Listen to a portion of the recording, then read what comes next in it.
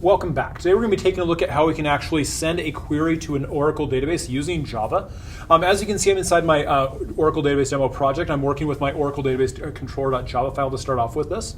The first thing we have to do is make a connection to the database we can actually use inside our queries. And so we have that created right now. We have a private static connection method called connectToOracle that takes the controller app and the connection string that we're working with.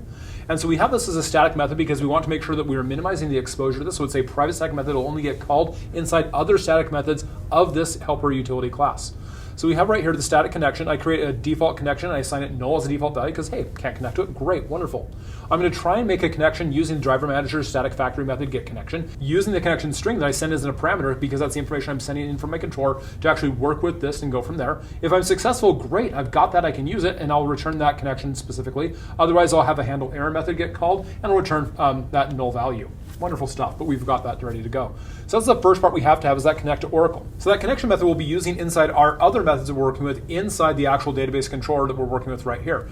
Before we actually work with the query, we've got a couple more imports we have to handle. And so I have my ResultSetMetaData, and statement imports that have to happen from the Java.SQL library. Well, of course, we'll be using the Java.SQL connection, driver manager, and SQL exceptions, but hey, that's no big deal. We'll go ahead and collapse those out of the way because we don't need to worry about them right now. The method we're going to be handling all that work is going to be in this public static string resultSetToString method that takes a reference to the controller as a parameter, the connection string that we're working with, and the actual query we want to execute as well. So let's go ahead and take a look at that method and see how we can process that in right here. Now to start off, we've got a couple local variables we're working with. Because I'm working with this as just a quick string, you can have a divider right here so I can do some quick output for this. I have my printed results will be my return variable as well that I assign immediately to be divider. And then a string variable called result count, and the row count is then a colon and a space, so I can append information to that as I'm done so I can get the idea of how many actual results I get from this. And these are local variables they create to just get started with that. Then because of the fact that we're using a resource that we have to close to make that happen, we have two things we have to do. We have to create both a connection and a statement that we can use to operate result sets with that. Those resources both need to be closed. They also implement the auto-closable interface, so we'll close them inside the try with resources block right here. So I try and make a connection named current, and I do the connectToOracle, my static call, and passing an app and connection string, the parameter I've already been using with that. That creates that connection instance to start with right there. Then I have a statement I'm going to create, and I'm naming it really creatively, current statement, where I use the connection I have to create a statement, and then I pass it two parameters I use so I can actually do a little bit more maneuverability within that statement.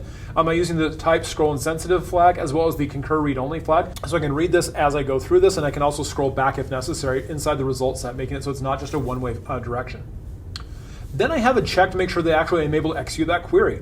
So I do current statement.execute and I pass it the query so I see if I can actually run that query. If it does run successfully, great, I can move on. If it fails that, I just fall through and I go to the rest of the method. However, if I am able to execute the query, I then need to generate the result sets for that. And so the result set that I have right here, again, it's a closable resource, so I put that in another try with resources block. And so I create a result set results, and then I'm using that current statement.get result set. And that gives me the actual results I'm working with to actually process for this thing. The next part I have in there is the metadata, so I want to actually get the information about the query we're working with, the metadata, the data about the data. I know, crazy stuff. And so resultSetMetaData headers is results.getMetadata. And so I grab that information, and then I say a string array columns is a new string array, pass it headers.getColumn count. How big is it in there? So I want to grab all those columns information. And then I'm going to process that metadata result, and notice in the for loop, I'm starting my index off at 1.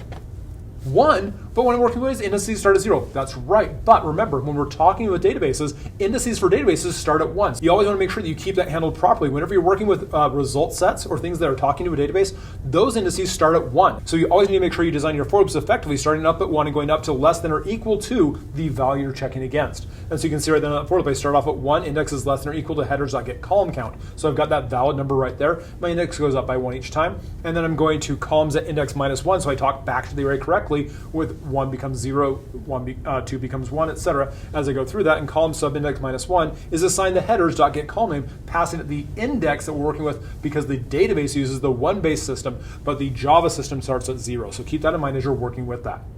I'm going to process that again and append that to the thing. So print results plus equals, and then I have my string value. I'm using pipe keys to separate this out so you can just make it so it's a little bit easier to read where the fields start and end. And I have the pipe key, the index, and then a tab. And then if it's the end of the thing, I'll append a final pipe key so it looks like it's, oh, I've got balanced pipe keys on that, so it has to go from there. And I append that to the printed results. And then again, append a divider, and that's so I can have a section between the header and the value I'm working with. So I'm using that divider right there to separate that information nicely. So it's, oh, I can easily read that. and then we're going to actually process the result set itself. So the result set is processed with a cursor, and as long as that cursor has information, we're going to keep going through this. We use a while loop and the results.next, and so when you're using an iterator-based thing or a cursor-based thing in this case, you have the .next moves you to the next thing, and so as long as you can continue go on to the next thing, it'll give you what you're working with right then. It's a consumptive thing, so if you go to the end, you're done, and then unless you've set that flag like you did above, you can't go backwards at all. So as long as I have stuff to process, I'm going to go ahead and then for indexes set to 1, again, I start that off at 1, less than columns.length, that value I've already defined above from the header information I've got right now, and index plus plus.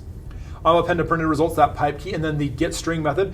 Now, getString I use specifically because everything in Java can be treated as a string, so it's great. I can take any value that's in that database, put it into the getString value of that from that index, and append that value nicely. It doesn't cause any problems. If you don't know the contents of the database, this is a great way to do this. However, if you actually know what's inside that database, you can use the getInt, getDouble, getBoolean, getBlob, etc. But especially if you're processing for strings and you're not sure what's inside there, the getString method is a great way to go. And then a tab, and then again, if I'm at the end of the thing, I'll append that pipe key at the end to say, hey, I'm at the end of it.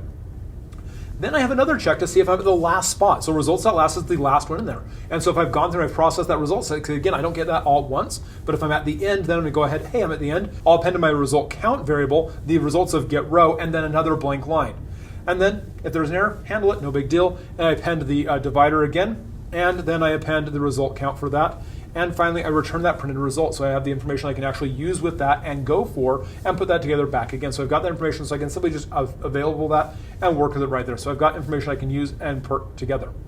Now that I've got that actual result set method, let's go ahead and see how we can actually use that inside a query in the controller. Now I'm going to go ahead and actually check to see if that can happen. So I'm going to go ahead and I've got my demoSimpleQueryAsString.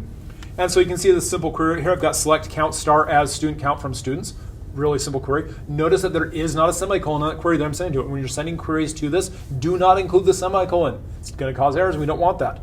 Then my string results, the OracleDatabaseController.resultSetToString, and because it's a static method call, I have the class name right there. I pass it a reference to the controller I'm working with, the connection string I've already gone over again, and then that query just generated right there.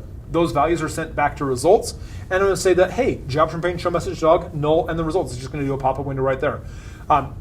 If I make this even better, I could pass Windows that first parameter, make it look even nicer. And so I've got those there. And if I run my project, it's going to pop up, and I get this window right here, and I've got my student count.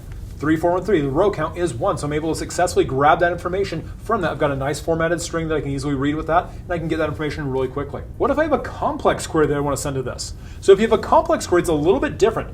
Now I've got my complex query as a string. Notice I've got my complex query, I'm building it using concatenation, and notice that I do not have that if I were to paste this in from some editor, perhaps, I get the \n, that new line indicator, which is not going to be happy inside that.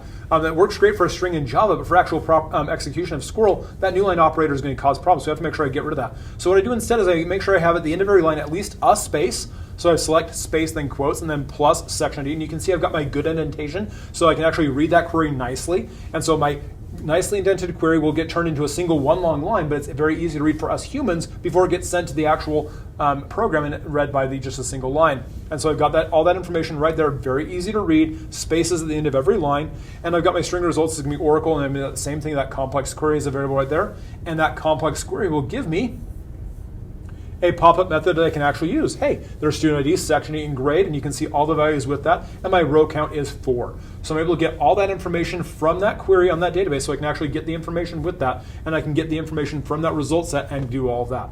I hope this is a great, helpful way you can actually use a result set to turn it into a string and process inside a database to make some queries with Java.